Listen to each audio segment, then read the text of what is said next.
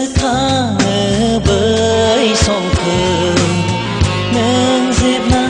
आंजों दंमोन गोसोखाङो बै समखौ नों जेब्ला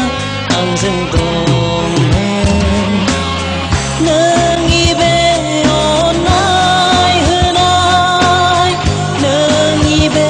अन्थाव महर माबोरै आं बावनो हानो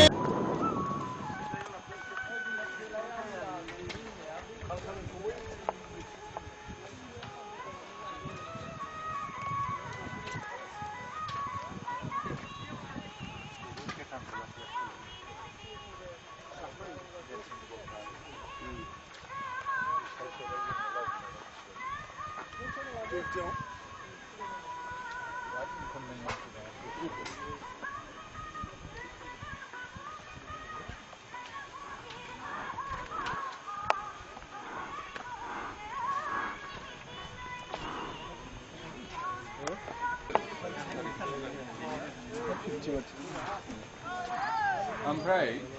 ओरैनो माबाखौ फेरि माखासेया बै गोजौलेनाव थागोन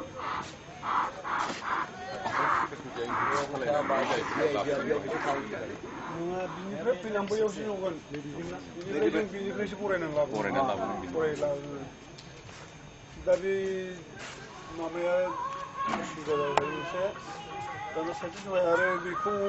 गासिबो माबाखौ बाहाय ज' दाइसआव फज'जोबला जाहैबाय जाय इनभाइटेड गेस्ट बेखौल' बाहाय फज'गोन जाहैबाय जों जे बै दस्रा मिटिंफोर खुंनायाव माने बे लिडारफोरजों फैफानायाबो ज' ज'खाजोबना अकुपाइ खालामनानै थायो शेयार दखल खालामनाय बेखौ बेब'स्थाखौ होलिया जाहैबाय आर'नाइसोआ माथो आरो बेनिफ्राय इनभाइटेड गेस्टआ एसे लेट जाना फैब्लाबो जायगाया मोनलिया ज'ना थाखाजोब्बाय नालाय बिदि आरो दा बेखायनो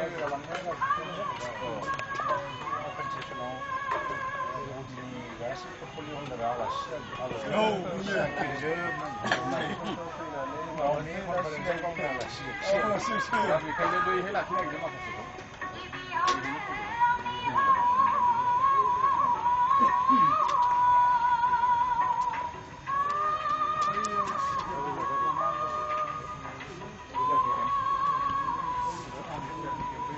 फायर ब्रिगेड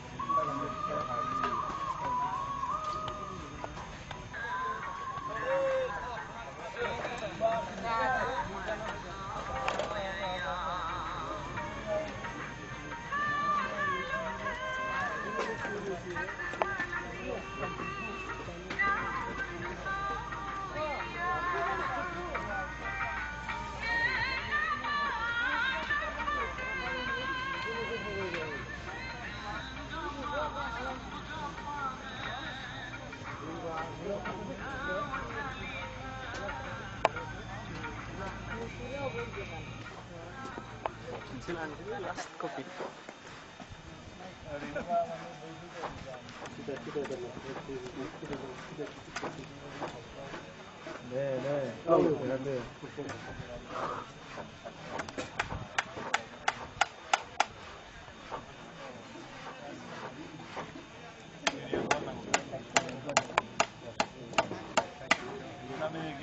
ओरैबायदि बांसिनजों दा जायगाबो होनो हाला बारायबाबो आख'बाखौ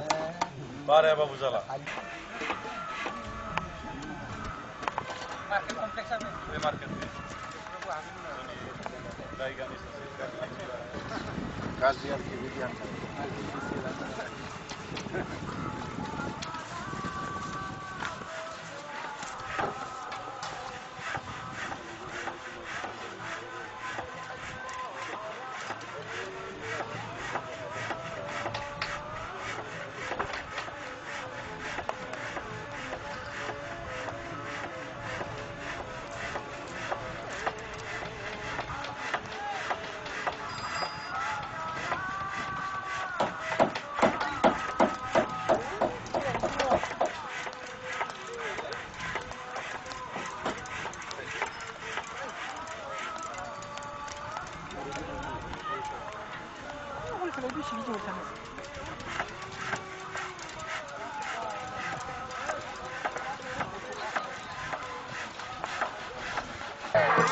Goodbye.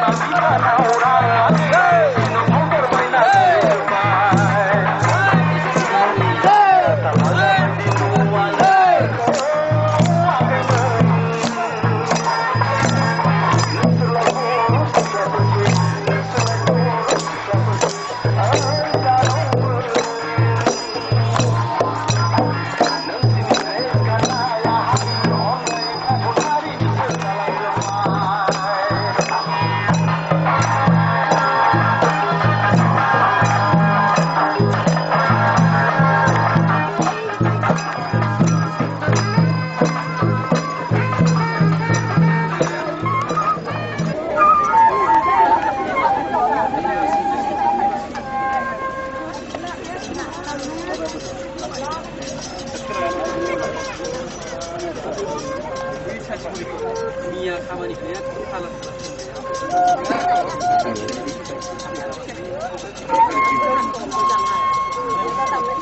Saya lumayan deh.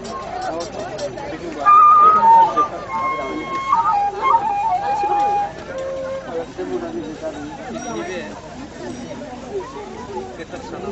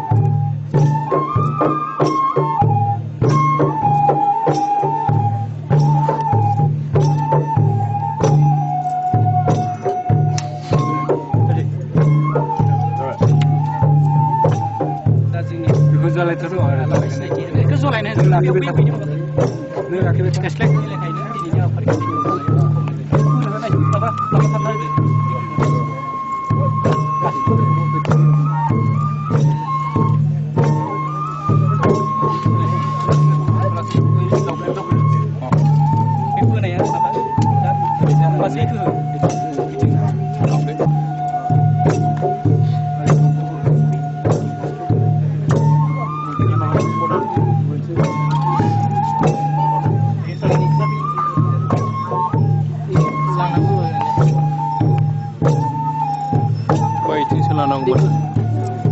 sanjambaयसो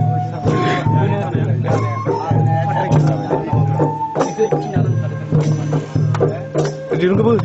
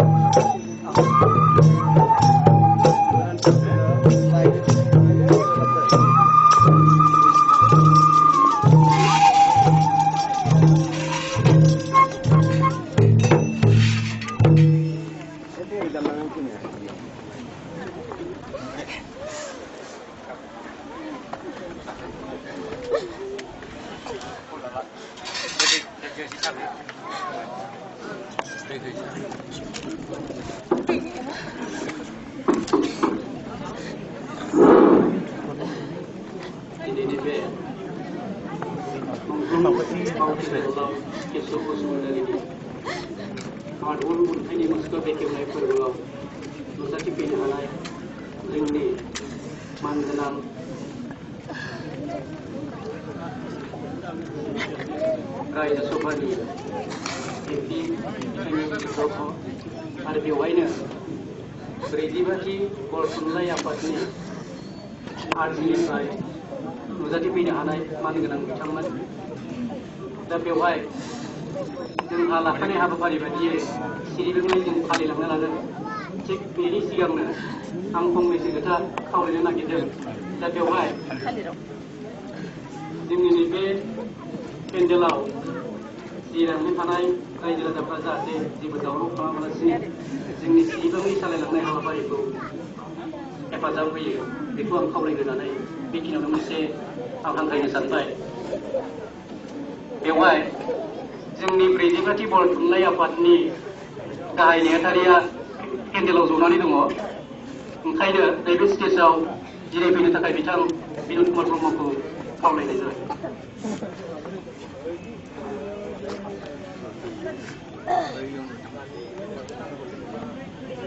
बे आधा मिनिटखौ बेवहाय जिरायफैनो थाखाय आं गुरै खावलायहरनाय जाबाय लोगोसे रायजो राजाफोरखौ जोंनि बे सिरिबाङै आफाद सालायलांनायाव हेफाजाब होनो थाखाय खावलायनानै जों दसे समनि उननिफ्राय जोंनि हाबाफारिखौ जों जागायलांगोन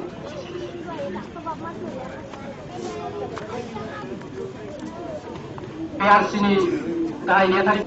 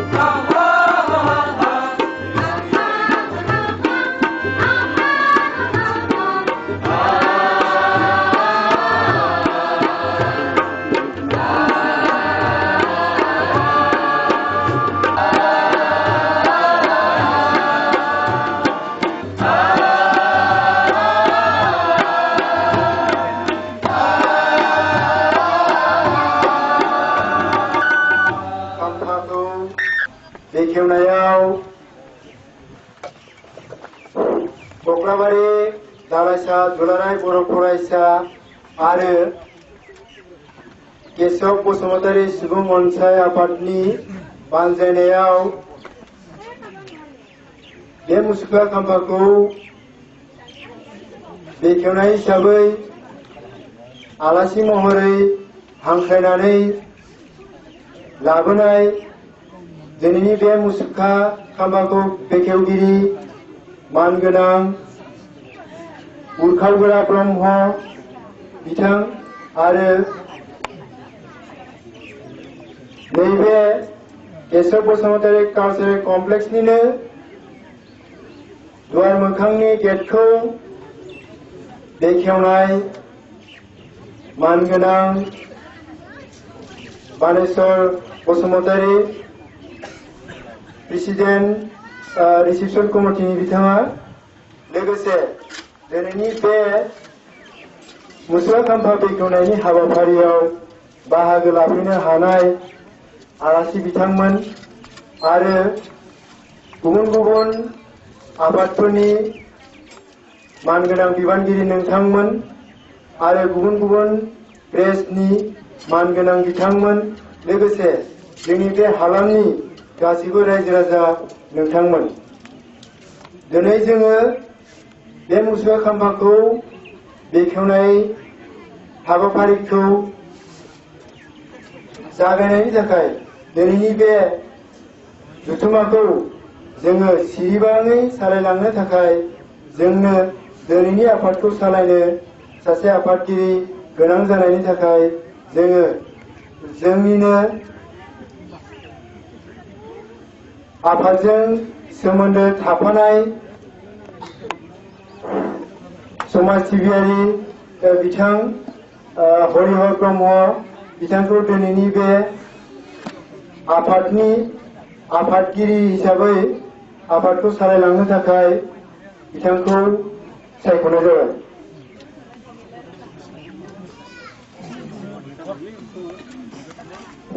बिथांनि सायख'नायखौ आं गोसो गोथारै मदद होनाय जाबाय। गोजोन्थों।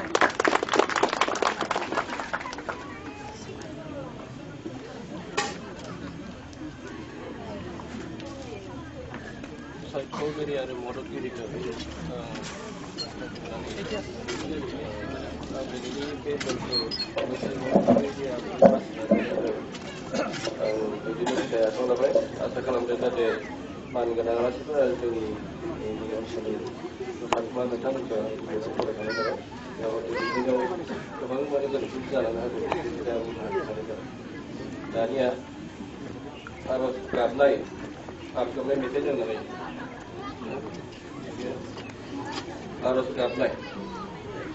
आरज गाबनाय माने मेथाइ मानगोन आरज गाबनाय खनज'नाय आरज गाबनाय दा आरज गाबनाय दं बे आरज गाबनायाव दुखुफोर बायदि सोमोन्दै हांख्रायनाय जाबाय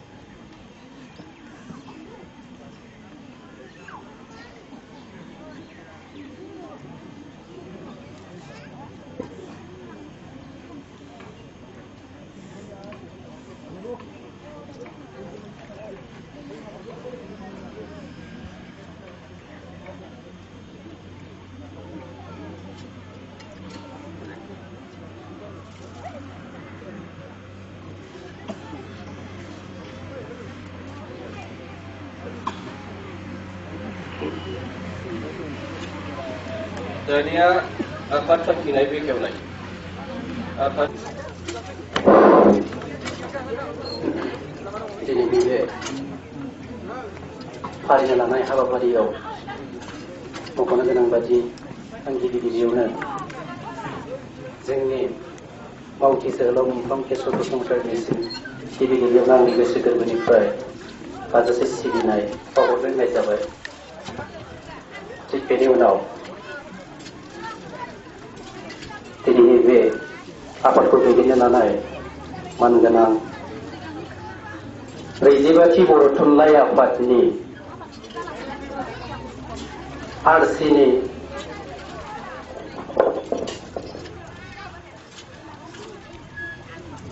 लेङाइ आफादगिरि बिथां हरिहर ब्रह्म दिनैनि बे मुसुखा बेखेवनाय फोरबोआव गाहाय आलासि महरै नुजाथिफैनो हानाय रायजो सभानि मानगोनां MP बिथां मुरखावग्रा ब्रह्म आरो दिनैनि बे हाबाफारिखौ जागायजेननायावनो बिथा हास'नानै होनाय दा 45थि बर' थुनलाइ आफादनि मानगोनां आफादगिरि आरो बेवहायनो नुजाथिफैनो हानाय बर' थुनलाइ आफादनि आखान्थि नेहाथारि आरो आरसिनि मानगोनां गाहाय नेहाथारि बिनोद कुमार ब्रह्म बिथां लोगोसे बेवहायनो आर्थिजों नांथाबनानै थानाय समाज सिबियारि आरो जोंनि हालामनि गेजेराव मिथिजानाय मानगोनां सोद्रोमा नोंथांमोन आं गिबियावनो नोंथांमोननो बयनिसिमबो सिबिनाय जासिनायनि लोगो लोगोनो आं दिनैनि बे मावथि जोहोलाव मुंख्लं केशव बसुमतारीनि माब्लाबनि मुसुखा अन्थाइनि बेखेवनाय फोरबोआव नैबेखौनो बुंनो लादों बिथां मावथि जोहोलाव केशव बसुमतारीया दिनैनिफ्राय 7-8 बोसोरनि सिगां थामहिनबा 1990 मानसिया थैयो जाय मानसिया थैयो थैनायनि गेजेराव जुदि खेबसे फिन जोनोम जाफिनो बे मानसिया आरो अमर जायो जाय अमरखौ दिनै बिथाङा नै दिनैनि बे मुसुखा बेखेवनाय फोरबोनि गेजेरजों मोननो थांदों होननानै बुङोब्लाबो बारा बुंनाय जानाय नङा थिग बेबादिनो दिनैनिफ्राय बिथाङा हयथ' जोंनि गेजेराव जाथिनि गेजेराव सासे मख'जाथाव मुंख्लं हिसाबै बा सासे गेदेमा हिसाबै जोंनि गेजेराव अरायनि थाखाय थांनानै थासिगोन आरो थांनानै थानांगौ जायोबा मानसिया मा मावनांगौ एबा मानसि दिनैनि BTC बा बड'लेण्ड बा जोंनि समाजनि गेजेराव जेरैबायदि दावगानांगौ जौगानांगौ थिग बेबायदि दावगानांगौ जौगानांगौ जायोब्लानो बिथांबायदि सासे जोंनो समाज सिबियारि मोजां राफोद जोंनो नांथारगोन आरो बिथांबायदि हारि राव धोरोम बासियाबालासिनो मावलांनो हानाय सासे जोंनो दैदेनगिरि मोनोब्ला हयथ' जोंनि दिनै गोग्लैसोनानै थानाय समाजनि गेजेराव सुबुंनि गेजेराव जों दावगानायखौ मोननो हागोन आरो बे मोननो हानायखौ जों मोनोब्लानो हयथ' जोंनि जि लुबैनाय आसा आकांक्षा हयथ' बेफोर सानसे जाफुंगोन आरो जों जिनि थाखाय सोमावसारदों बे सोमावसारनायाबो हयथ' ओंथि गोनां जागोन रायजोफोर आं आरो बेनिफ्राय बारा गोलाव बुंनो लुबैयाखै जिहेतु बिथाङा ओनसोलनि नैबे बिथांनि दिनैनि बेखेवनाय फोरबोआव जोंनि गेजेराव रायजो राजाफ्रा नुजाथिफैदों बे नुजाथिफैनायफ्रा बिथांनि जिउ जारिमिननि सोमोन्दै गोबाङानो मिथिखागौ बे मिथिखागौ हिसाबै आं बारा बुंनो लुबैयाखै बुंनांगौब्लाथ' गोबां दङमोन नाथाय आं बारा गोलाव बुंनो लुबैयाखै जिहेतु बे सिरिगेलनि हाबाफारिया गोबां दंबावो ओंखायनो आं दिनैनि बे बेखेवनाय बिबुंथियाव बेखिनिखौनो बुंनानै दिनैनि बे बेखेवनाय फोरबोखौ बेखेवनानै होनाय जाबाय होननानै फोसावनाय जाबाय गोजोन्थों सभानियाव MP बिथांखौ गावनि सिनायथिखौ होनो थाखाय खावलायनाय जाबाय लोगोसे जोंनिनो फैगौ 45थि बर' थुनलाइ बोसोरसालिया जथुमानि बानजाय आफादनि चेयारमेन बिथां आरो बिथाङानो जोंनि दुलाराय बर' फरायसा आफादनि गायसनगिरि मानिजाथाव बिथांनि मुङानो जादों बानेश्वर बसुमतारी बिथांखौबो गावनि सिनायथिखौ होनो थाखाय खावलायनाय जाबाय जोंनि गेजेराव आरो माखासे आलासिफोर नुजाथिफैनो हादों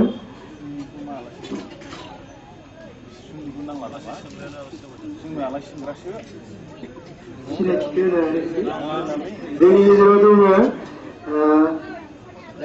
बर' थुनलाइ आफादनि आखान्थि नेहाथारि बिथांनि मुङानो जाबाय गबिन्द नार्जारि बिथांखौबो गावनि सिनायथिखौ होनो थाखाय खावलायनाय जाबाय। जोंनि ब्रैजिबाथि बर' थुनलाइ बोसोरसालिया जथुम्मानि बानजाय आफादनि कनभेनार बिथां बिन'द कुमार ब्रह्म बिथांखौबो गावनि सिनायथिखौ होनो थाखाय खावलायनाय जाबाय। आरो बारग' नेहाथारि बिथां मतिन दैमारि बिथांखौबो गावनि सिनायथिखौ होनो थाखाय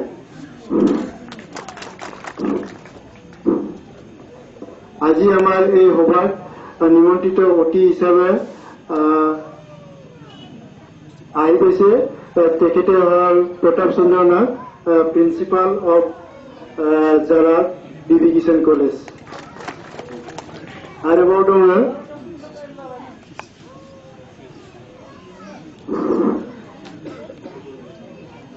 कक्लाबारि हायर सेकेन्डारिनि बारग' प्रिन्सिपाल बिथांनि मुङानो खावलायनाय जाबाय। आरो आलासि महरै दङ प्रमेश्वर ब्रह्म बिथांखौबो गावनि सिनायथिखौ होनो खावलायनाय जाबाय।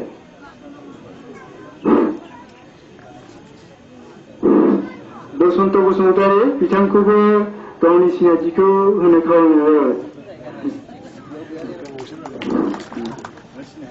आरो जोंनि गेजेराव नुजाथिफैनो हादों नन्देश्वर बर' बिथांखौबो गावनि सिनायथिखौ होनो खावलायनाय जाबाय।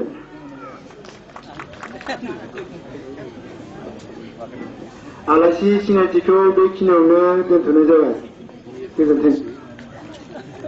मानखौ गांसे आर'नाइजों लोगोसे गांसे मान बिलाइजों बावनाय जायो। आं फरायफिननो लाबाय। मावथि जोहोलाव मुंख्लं केशव बसुमतारी मार्बल अन्थाइनि मुसुखा बेखेवनाय फोरबो जायगा केशव नोगोर कक्लाबारि 781330 खालार 30 जानुवारि 2006 मान बिलाइ सिम मानिनां मुस्रि पन्चानन ब्रह्म बैसो 90 गामि कक्लाबारि दैथायग्राकुलि कक्लाबारि जिल्ला बाक्सा बड'लेण्ड। हे मानिनां मुस्रि पन्चानन ब्रह्म नोंथाङा हालामाव हारिनि हादोरनि आरो सुबुंनि खामानि मावनायाव दासिमबो बानाय मेंनाय गैयाजासे गोसो गुदुं राफोदै बाहागो लानानै दिन्थिनाया सुबुं समाजनि थाखायनो मोनसे गेदेर थुलुंगानाय आरो बे जोंनि थाखाय सोलोंनो गोनां नोंथांनि मावदिन्थि। हे मानिनां मुस्रि पन्चानन ब्रह्म नोंथाङा थारैनो मेंरोङै मावथि सासे थार सुबुं बेजों सिबिनाय होबाय नाजावदों। नोंथांनि मुस्रि अनिल चन्द्र बसुमतारी आफादगिरि केशव बसुमतारी सुबुं अनसाइ आफाद मुस्रि सुनिल बसुमतारी नेहाथारि केशव बसुमतारी सुबुं अनसाइ आफाद। दा नैबे पन्चानन ब्रह्म आब'खौ नैबेथिं फैनानै जों फैनानै बावनो नागिरबाय। बे गांसेयावनो जाबाय।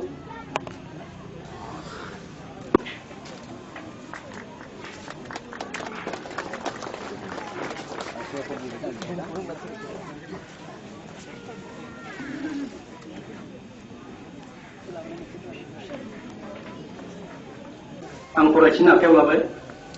मावथि जोहोलाव मुंख्लं केशव बसुमतारीनि मार्बल अन्थाइनि मुसुखा बेखेवनाय फोरबो जायगा केशव नोगोर कक्लाबारि 781330 खालार 30 जानुवारि 2006 मान बिलाइ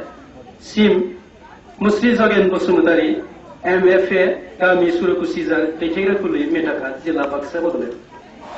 नै मुसुखांगिरि नोंथाङा जायखौ दाङो थैनायाबो फिन जिउ मोनफिनो आरो गिलिरोबानो जिउ जिबिनि समायना महरा अराय गोथां जायो। मादि मुहिनि गोनां जानांगौ नोंथांमोना इसोरनिनो फारफा फारफा आखाइ। जों बिनि थाखाय नोंथांखौ बाख्नायनायजों मान बावबाय नाजावदो। नोंथांनि मुस्रि अनिल चन्द्र बसुमतारी आफादगिरि केशव बसुमतारी सुबुं अनसाइ आफाद मुस्रि सुनिल बसुमतारी नेहाथारि केशव बसुमतारी सुबुं अनसाइ आफाद। एसेनोसै।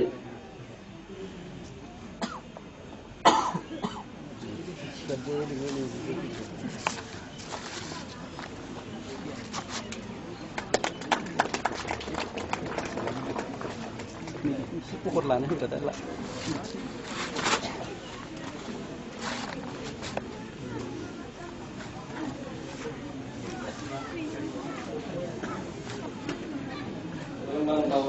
हाबाफारिया एसेयावनो जोब्बाय दानिया फैयै फैयै जोंहा दिनैनि हाबाफारि लेखायै मानगिरि आफादगिरि बे मेलावनो आलासि महरै नुजानो हानाय दुलाराय बर' फरायसा आफादनि दाजेनगिरि आफादगिरि आरो 45थि बर' थुनलाइ आफादनि बोसोरसालिया जथुम्मानि बानजाय आफादनि मानगिरि आफादगिरि उस्रि बानेस्वर बसुमतारी मिरु बर' थुनलाइ आफादनिनो लेङाइ नेहाथारि मानगिरि उस्रि गोबिन्द नार्जारी जथुम्मानि बानजाय आफादनि गाहाय नेहाथारि बिथां दिनै मान बिलाइ मोनगिरि बिथांमोन गुबुन गुबुन आलासि बिथांमोन आरो रायजो राजाफोर आङो दिनै जोबोद गोजोननाय मोनदों आरो गावखौनो गाव खाफाल गोनां होननानैबो आङो साननानै लादों मानोना बर' माहारिनि सासे बोगदार जोहोलाव कख्लाबारि ओनसोलाव जोनोम लानाय नोंथांमोननि अनजालु बयजोंबो सिनायजानाय हारिनि मावथि जोहोलाव केशब बसुमतारीया रुंसारि जालांनाया दिनै 10 बोसोराव आगान होबाय 10 बोसोरनि उनाव दिनै बिथांखौ नोंथांमोना बे केशब नोगोराव मार्बलनि मूर्ति बानायनानै मुसुखा बानायनानै अराय समनि थाखाय अराय गोजोर खालामनायनि दिनै हाबाफारि मावदों आरो बिथांनि मुसुखाखौ दिनै आंनि आखाइजों बेखेवनो मोननायनि खाबुखौ आङो मोनदों बेहाय बुंलांनाय बायदि मानसिया मोनसे सम थांनानै थायो सम मोनसेयाव गावनि हाबाया जोबोबा मुलुगखौ नागारलाङो नाथाय जायफ्रानाखि गिदिर खामानि मावो हारिनि थाखाय सुबुंनि थाखाय बिसोरो अरायबो गोथां जानानै थालाङो केशब बसुमतारीयाबो दिनै नोंथांमोननि सिगाङाव जोंनि गेजेराव अराय गोथां जानानै थालांबाय मानो होननानै बुङोबा गावनि जिउनि गुसुं समाव जिखिनि सम बियो थांनानै थादोंमोन बे समखौ बियो खालि गावनि थाखायल' थांगार होआबालानो जोंनि गासै माहारिनि सोमावसारनाय आरो जुजिनायाव बाहागो लानानै जोबोद साहस आरो जोबोद मोनसे गावनि फारसे साननाय गैयै सात्रहीन बोगदार जोहोलाव हिसाबै गावखौ दिनै गायसनलांनो हादों केशब बसुमतारीखौ आङो गोबां खेब गोबां हाबाफारियाव गोबां समाव आं लोगो मोनबोदों बे समनिफ्राय एबसुनि आन्दलन जादों दुलाराय बर' फरायसा आफादनि 1987 मायथाइनिफ्राय आरम्भ खालामनानै 97 मायथाइनिफ्राय नोंथांमोननि बे ओनसोलाव अदेबानि आङो गोबां हाबनो मोनफैयाखैमोन आरो केशब बसुमतारीजोंबो लोगो मोनलायनायनि खाबुखौ गोबां मोनाखैमोन नाथाय 98-99 बसुमतारीखौ जोबोद बयबो बे ओनसोलनि मानसिफ्रा बुङोमोन बे ओनसोलखौ नेतृत्व होनाय एबा लिडारशिप होनायनि थाखाय बेनो बेस्ट मानसि सोमावसारनाय समाव खारन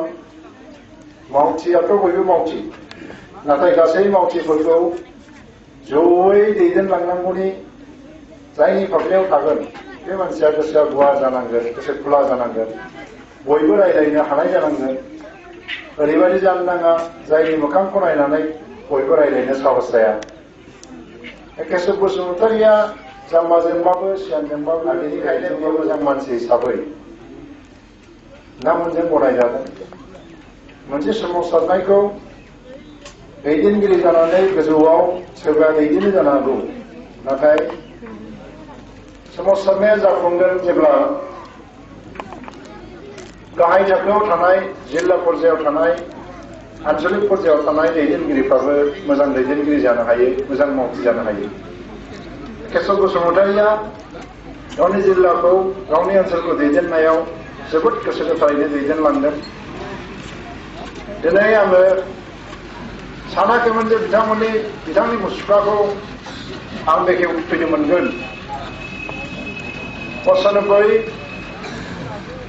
96 मायथाइयाव बिथांखौ गावथारदों होननानै जों मिथिगौ जोंनि गेजेरनिफ्रायनो जोंनिनो बिदा फंबायफ्रा गोरोन्थि बुजिलायनायनि जाउनाव जों केशव बसुमतारिखौ खोमानानै लानांदोंमोन नाथाय आंनि थाखाय गोसोआव लाखिनांगौ बाथ्राया बेसो जे 96 सनाव आङो दुलाराय बर' फरायसा आफादनि आफादगिरिमोन आरो 96 सनावनो आङो आंनि आफादगिरिनि जानाय समाव बड'लेण्ड आन्दलनखौ दिल्लीसिम दैखांहैनो होननानै दिल्लीयाव धरना हैनो रेल भारा लानानै आसामनिफ्राय थांदोंमोन बे समाव केशव बसुमतारिखौबो लेंहरनाय जादोंमोन नोंथाङाबो थुफादो होननानै थांनोबो बियो राजि जादोंमोन खोनानाय मथेबा बेवहाय थांनोनो बियो बरपेटा रडसिमबो थांफादोंमोन नाथाय बरपेटा रडनिफ्राय माबा कर'नाव दिल्लीयाव थांफानो हायैखाय बे उनाव थांसै होननानै थालांदों थालांनायाव जोङो दिल्लीयाव खबर मोनहैबाय खोनाहैबाय जे बिथांखौ गावथारबाय होननानै जों बयबो दुखु मोनदों सावरायलायदों जे दिल्लीयाव फैफानाय मोनबा बिदिया जानाय नङामोन नामा होनलायलायनानै नाथाय जानाया जानानै थांबाय दिनै जोङो मुसुखा गायसनदों बिथांनि मुसुखाखौ जोंनि गेजेराव दोननानै मोनसे आदर्श हिसाबै हारियाव जालांदों जोङो सार्थपर जालांदों गावखौल' नोजोर होग्रा जालांदों गावनि फारसेल' सानग्रा जालांदों हारिनि थाखाय जुद्ध नाङै नाङै बिदा फंबायनि जिउ फोजोबलांबाय बा जोबबोबाय न'खर जाबबोबाय दिनै माबा मोनसे मोनखांनायनि उनाव देरहानायनि उनावसो जोंनि आखला गोदानै गोग्लैसोलांफिननो हमदों जायनि थाखाय दिनै जों गावजों गाव सोबख'लायनाय मोनसे हुदा फैगासिनो दं गोदोबा जोङो दिसपुरखौ रायदोंमोन जोंखौ सोबख'नानै जाग्रा हिसाबै नाथाय जोंखौ सोबख'ग्राया दिनै गुबुन नङा जोंनो आङो सोरबा गिदिर मानसिखौ रायनोबो थाङाखै जों गामिजों गामिनो दिनै माने लामा दोंसेनि ग्रेन मोनोबा 10 लाख थाखानि ग्रेनाव 3 लाख थाखानि खामानि मावनानै 7 लाख थाखाखौ स्पियाव सोनायनि कालसारा बे सरित्र मोजां बा आखल मोजां जाथिनि मोनसे संस्कृति नङा बियो आरो बेबो मोनसे रोखोमनिनो सोबख'नाय दा जों जुदि एथ' संग्रामजों फैदोंबा समाजखौ संग्रामनि समावबो सेबा खालामनांगोन संग्रामनि उनावबो सेबा खालामनो रोंनांगोन जास्टिस मोनैखाय न्याय बिसार मोनैखायसो जों आन्दलन खालामनानै दिनै क्षमता मोनबाय क्षमतानि उनाव खिन्थु बिसारखौ जों गावजों गावनो होलायनो रोङाबा साफ्रोमबो मानसिया दिनै जुदि बाराव बिरबायनाय थाखा नागिरनानै फरायनाय फालिनाय गारलांजोबोबा दुखुनांथाव बाथ्रायाथ' केशव बसुमतारी बिथांनि जाय दुलाराय बर' फरायसा आफादनि आफादगिरिनि गायसनगिरि आफादगिरिमोन आरो नैबे कक्लाबारियानो बर' फरायसा आफादनि सोमावसारनायनि उनाव BSc फिथाइनि गिबि मावफुंगिरि सोद्रोमा महरै बाहागो मोननाय केशव बसुमतारीनि बेनो गामि आरो केशव बसुमतारी बिथाङा आसलते मोनसे मोजां न'खरनि फिसालामोन जानो लोंनो थोनाय गोनांद्राय नङाबाबो दुखियाद्राय नङि मोनसे न'खरनि फिसालामोन आरो बिथाङा फरायनानै बिगियान जितु PU गोनोखोआरि आयदायाव PUआवनो फरायनायखौ फोजोबनानै बिथाङा एयारफर्सनि मोनसे मोजां साख्रिबो मोनो आरो बे साख्रिनाव बिथाङा हाबा खालामो बाजै नियतिखौ बिथाङा जोबोद मोजाङै रायजो जानो हागौमोन नाथाय हारि अनफावरि बिथांनि गोसोआव हयथ'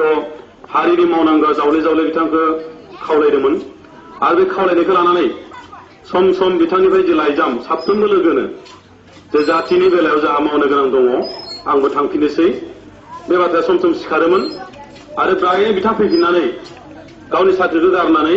बे बर' फरायसा आफादनि जितु बिग्रायनाय बेवहाय बारसोमफायो आरो बे बारसोमनो थांनायावनो बिथाङा जेलबो जायो नाथाय जेलनि गोजौ इन्जुरा बिथांखौ मेंहोनो हायाखैमोन आरो उनाव गले गले नाजानायनि उनाव बयनिबो अनसायनायखौ लानानै बिथाङा देरहासार जे हाबाफारिजों दावगानो हादोंमोन आरो इएम बायदि मोनसे मानगोनां बिबानखौ लानानै बिथाङा जाथिसिनि बेला दावगालांदोंमोन। दिनै दहायसो आं बुंखादों जे केशव बसुमतारिनि जि मावनाय बे मावनायाव जेबो माने गेना गोरोन्थि गैया, गुबुंले गैया, गोग्गो साननाय हनाय माने गोथों नोजोर बेखौ जों बयबो गनायनांगोन आरो नुबोदों। नाथाय गोमोथाव बाथ्रानि बिसोर जे जातिनि फोथाराव जाति सिबिनो थांनायाव मेगन मोहेरलायनाय, मेगन सालायनायाबो जे दङ, बे थानाया 1992 मायथाइनि 13 डिसेम्बरनि मोनाबिलियानो साखि जानानै थाबाय बिथांनि अबथिरा जिउ गनायनि थाखाय। बिथाङा जे दिनखालि जिउ गदोंमोन बे दिनखालि आं रायजो मोनसे खामानियाव बेस्थ'मोन दुब्लियाव। गुलिनि सोदोबा मामोन फोथायनो हायाखैमोन, नाथाय हरावनो खोनाबाय जे ओरैबायदि जाबाय। दा बे समाव नायनो फैनायनिबो खाबु गैया, मानोना सिटुवेसना मा जाना दङ। दा बेबायदि जोङो बै दिननिफ्राय बिथांखौ बे जोंनिफ्राय जोङो खोमाना लानो गोनां जादों। आरो जिबाथि जथुम्माखौ बे खुंनायनि गेजेरजों जोङो बिथांनि मावनाय, बिथांनि जि दिन्थि, बे दिन्थिखौ जोङो गनायथि होदों आरो लोगोसे जोंनिफ्राय अराय मोनसे मोजां हास्थायनाय दं बिथांमोननि न'खरनिसिम। इसोरा बिथांमोननि प्रति मददगिरि जाथों, बिथांमोननि न'खरखौ मोजां अनसायथों आरो इयुनाव रायजोनि गेजेराव बिथाङा जोंनि गेजेराव थांना थाबाय थाथों, बे आसाखौ जों अरायबो खालामगोन। जोबथारनायाव जोंनि जे फैगौ हाबाफारि दङ बे जिबादि जथुम्मा, बे जथुम्मायाव हाजार नङा लाख लाख मानसि फैगोन। बेनिखायनो जोंनि बे ओनसोलनि दिनै जमा जाफैनो हानाय मानसिफोरखौ आं खावलायनो नागिरदों जे बैदिबादि जथुम्मानि जोंनि हाबाफारिफोरा 90 खोन्दोआ फ्राय जाफ्रामबाय, अलपल' बाखि दंबोयो आरो बेखिनि जों मावफुंनो हागोन। जा मोनसे बिश्वास दं, फोथायनाय दङ। बेनिखायनो दिनैनि बे जथुम्मानि गेजेरजों सानखौ सान नङा हरखौ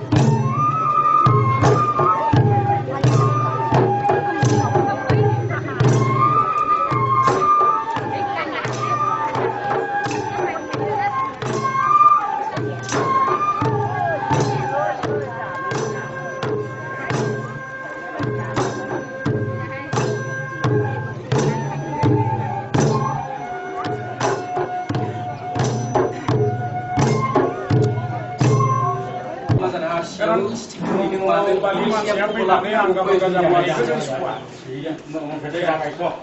जाबाय दा जोबबाय नङाबाथ' जोङो कालेक्सनाव थाङा मोनफ्रोमबो मिथिङाव एबसुन प्रेसिडेन्टखौबो लिंनाय जायो दिनैसिम बेयाव प्रग्राम गैया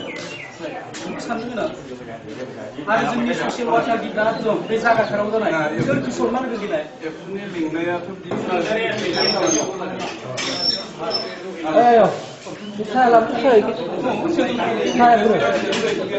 मोनजोबाखै ना इखै